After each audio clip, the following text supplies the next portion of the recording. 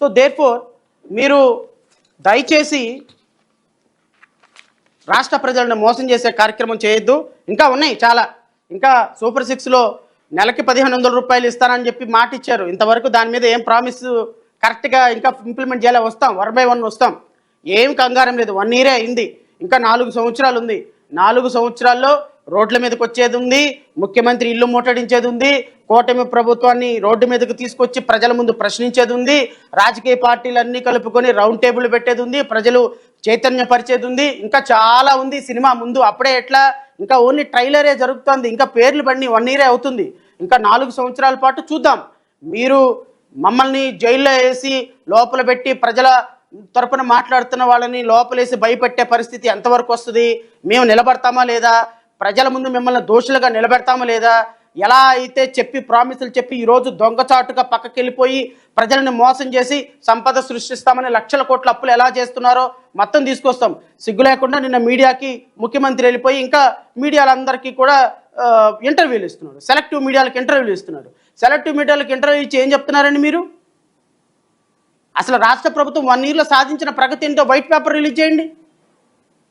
So ఏదేమైనా ఈరోజు super 6లో తల్లికి వందనం అనేటువంటి కార్యక్రమానికి కన్ఫైన్ అయిపోదామని టాపిక్ కాబట్టి బియాండ్ దట్ నేను మా పార్టీ దాని మీద స్పందించదు. తల్లికి వందనం ఒక ఒక ఒక మంచి సూపర్ 6లో ఒక స్కీమ్కి మంగళం పాడేశారు. తల్లికి వందనం పాడారు కూటమి ప్రభుత్వం, మంగళం రాష్ట్ర ప్రజలకి. Thank you so much. రాష్ట్ర ప్రజలు ఈ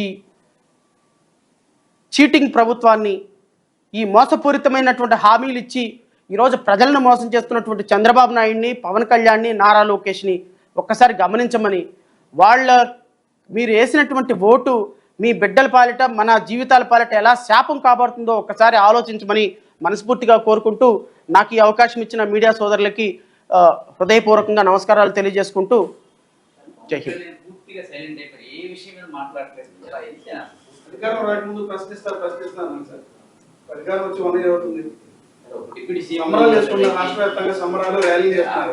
అదే సార్, అదే నేను అంటున్నాను. ఇప్పుడు చాలా చాలా ప్రామాణికం అండి. యు ఆర్ అబ్సల్యూట్లీ కరెక్ట్ అండి. You are absolutely right. ఇప్పుడు నిన్న చంద్రబాబు నాయుడు గారు మాట్లాడుతూ 1500 రూపాయలు ఆడపిల్లలకి ఇస్తానని చెప్పినటువంటి ప్రామిస్ ఏమైంది అంటే దాన్ని P4తో అనుసంధానం చేశానని చెప్పారు. What is a P4 concept అండి? Does anyone knows about a P4 concept? అసలు P4 కాన్సెప్ట్ ఏంటి అంటే ఈ 1500 రూపాయలకి P4 కాన్సెప్ట్ని అటాచ్ చేసామని చెప్తే అంటే ఇది నథింగ్ బట్ డిఫ్రైడింగ్ ది రాష్ట్ర ప్రజలని మోసం చేయటమే. పవన్ కళ్యాణ్ అనేటువంటి వ్యక్తి ప్రశ్నిస్తాను అని వచ్చినటువంటి వ్యక్తి సైలెంట్ అయిపోయారు. కారణం ఏంటంటే ప్యాకప్. మీరు ఎంత పెద్ద ఈవెన్ ఎన్టీ రామారావు గారు అనర్గళంగా స్క్రిప్ట్ చూడకుండా అద్భుతంగా డైలాగులు 40 నిమిషాలు 30 నిమిషాలు చెప్పేవాళ్ళంట. ఆయన ఆపేటానికి ఎవరికి అవకాశం ఉండదు. బట్ సినిమా యాక్టర్లకి, సినిమా వాళ్ళకి ఒక ఒక ఒక ఒక పదం వినపడితే వాళ్ళు యుద్ధం చేయరు. ఆ పదం ఏంటి అంటే ప్యాకప్. నిజం. జస్టిస్ ఆర్డర్ అని కోర్టులో ఎలా అంటే ఎవరు మాట్లాడుకుంటూ ఉంటారో, సినిమా యాక్టర్కి మీరు ఆ సీన్లో ఇన్వాల్వ్ అయిపోయి చెప్తున్నటువంటి వ్యక్తికి ఎవరైనా వచ్చి ప్యాకప్ అన్నాడు అనుకోండి, ఇంకా మాట్లాడరు. ఎందుకంటే వాళ్ళకి ఆ పదం వాళ్ళ మస్తిష్కాల్లోకి వెళ్ళిపోద్ది.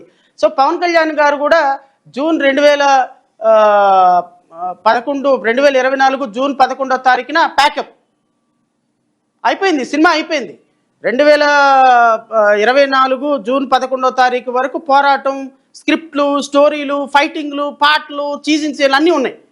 ఆ తర్వాత మళ్ళీ లేవు చూడండి. జూన్ 11 తర్వాత అధికారం వచ్చింది, ఎక్కారు, డిప్యూటీ చీఫ్ మినిస్టర్ అయిపోయినారు, ప్యాకప్. మళ్ళీ ఇవి ఎప్పుడు వస్తాయో తెలుసా?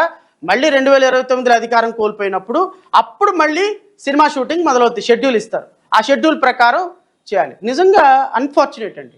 అంటే నేను ఏదో సినిమా లాంగ్వేజ్లో చెప్తే ప్రజలకు అర్థమవుతుందని చెప్పాను, కానీ మీరు ఈ రోజు వరకు రోజుకు ఒక పాపని మర్డర్ చేసి అనిత గారు చెప్పినట్టుగా 16,000 మంది మీద మారణ హోమం జరిగితే పవన్ కళ్యాణ్ దాని మీద ఏ విధంగానూ స్టేట్మెంట్ ఇవ్వటం. 30,000 మంది అమ్మాయిలు మిస్ అయితే దాని మీద ఏ విధమైనటువంటి స్టేట్మెంట్ ఇవ్వటంలా ముఖ్యమంత్రి ఉప ముఖ్యమంత్రిగా ఆయనకు ఉన్నటువంటి అధికారాలు ఈరోజు రాష్ట్రంలో కూటమి ప్రభుత్వం జాయింట్ మేనిఫెస్టో కదండి రిలీజ్ చేశారు. ఈ ప్రతి ఒక్క హామీకి నేను ప్రాథమికంగా హామీ అని అన్నారా లేదంటే పవన్ కళ్యాణ్? మరి ఈ రోజు జరుగుతున్నటువంటి 1 ఇయర్ నుంచి తల్లికి వందనం అమలు పరచకపోతుంటే నువ్వు కేంద్ర ప్రభుత్వం దగ్గరికి వెళ్ళి కూర్చొని నిధులు తీసుకొచ్చి ఇదిగో రాష్ట్రానికి నేనున్నాను కాబట్టి ఇదిగో ఈ ఇన్స్టిట్యూషన్ తెచ్చాను, మోడీని అడిగి ఈ నిధులు తీసుకొచ్చాను, అమిత్ షాని అడిగి ఈ నిధులు తెచ్చాను, నాకున్న పర్సనల్ నువ్వు మహారాష్ట్ర వెళ్ళి ప్రచారం చేస్తావు, తమిళనాడు వెళ్ళి ప్రచారం చేస్తావు, కర్ణాటక వెళ్ళి ప్రచారం చేస్తావు, భారతీయ జనతా పార్టీకి వెళ్ళి అద్భుతంగా ప్రచారం చేసి వాళ్ళని వేరే రాష్ట్రంలో అధికారం తీసుకొచ్చుకోవడానికి ఉపయోగపడినప్పుడు ఈ రాష్ట్రానికి సంబంధించి ఒక 10,000 కోట్ల రూపాయలు ఫండ్ తెచ్చే అవకాశం నీకు లేదా? ఏ ఫండ్ వచ్చింది చెప్పమనండి. 15,000 కోట్ల రూపాయలు అమరావతికి అప్పిప్పించారు. అది వేరే రాష్ట్రాలకు ఇచ్చినట్టుగా మనకు కూడా అప్పిచ్చారు. బీహార్ చూడండి, బీహార్ 50,000 కోట్ల రూపాయలు గ్రాంట్ తెచ్చుకుంది. మన నితీష్ కుమార్ ఒకటే చెప్పినాడు, మోడీ నువ్వు గనక డబ్బులు ఇవ్వకపోతే నా మద్దతు ఉపసంహరిస్తాను. వీళ్ళకి చెప్పను నా మాట. సో పవన్ కళ్యాణ్ గారు ఆల్రెడీ ప్యాకప్ స్టేజ్లో ఉన్నారు. సో ఆయన ఆల్రెడీ ప్యాకప్ జరిగిపోయింది, షూటింగ్ అయిపోయింది. కాబట్టి ఆయన నుంచి పెద్ద విమర్శను మనం ఎక్స్పెక్ట్ చేయడం కరెక్ట్ అని అయితే నేను అనుకోవటం లేదు. సో రాష్ట్ర ప్రజలే అర్థం చేసుకుంటారు. 44 ఎకరాలు కదా అన్నారు. ఇప్పుడు తీసుకున్న దానిలోనే పూర్తి కాదా సార్? రాజధానికి 29 గ్రామాలను పూర్తి సమీకరణ పూర్తి కాదా? ల్యాండ్ పోలింగ్ మళ్ళీ ల్యాండ్ పోలింగ్ సార్ గతంలో ఉన్న కేసులే ఇప్పటికి కంప్లీట్ కాదు. కోర్టులో చాలా కేసులు నలుగుతున్నాం. అది మళ్ళీ దీన్ని ఎలా తీసుకొస్తారు? డెవలప్ అవుతుందని కొంచెం అమరావతి సార్. సో ఇప్పుడు మీరు అడిగిన ప్రశ్నకి 1 మినిట్లోనే సమాధానం చెప్తాను, ఎందుకంటే అవుట్ ఆఫ్ కాంటెస్ట్ కాబట్టి. మీరు 33,000 ఎకరాలు తీసుకున్న ఎకరాలకి ఈ రోజు వరకు రీకాన్స్టిట్యూటెడ్ ఫ్లాట్స్ ఇంతవరకు రైతులకు ఇవ్వాల. రీకాన్స్టిట్యూటెడ్ ఫ్లాట్లు ఏంటంటే, ఫర్ ఎగ్జాంపుల్ మీరు నాకు ఎకరం ఇచ్చారనుకోండి, దాంట్లో మీ ఎకరానికి నేను 200 గజాలు 300 గజాలు మీకు తిరిగి ఇవ్వాలి.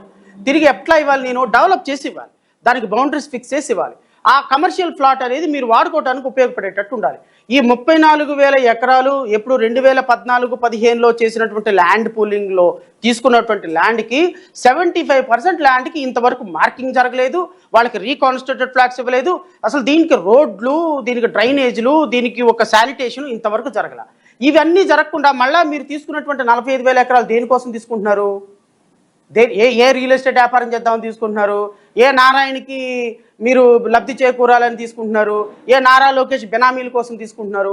సో రాజధానిలో ఇప్పుడు తీసుకున్న 34,000 ఎకరాలు యూటిలైజ్ చేయకుండా, ఇప్పుడు కట్టినటువంటి భవనాలు ప్రారంభించకుండా, 1 ఎకరం చేసినా, 1 ఎకరం ల్యాండ్ పూలింగ్లో తీసుకున్నా, ఆ ల్యాండ్ పూలింగ్లో తీసుకున్న ఎకరం వాళ్ళ సొంత ప్రయోజనాల కోసం తీసుకున్నారని అయితే భావిస్తాం. Thank you.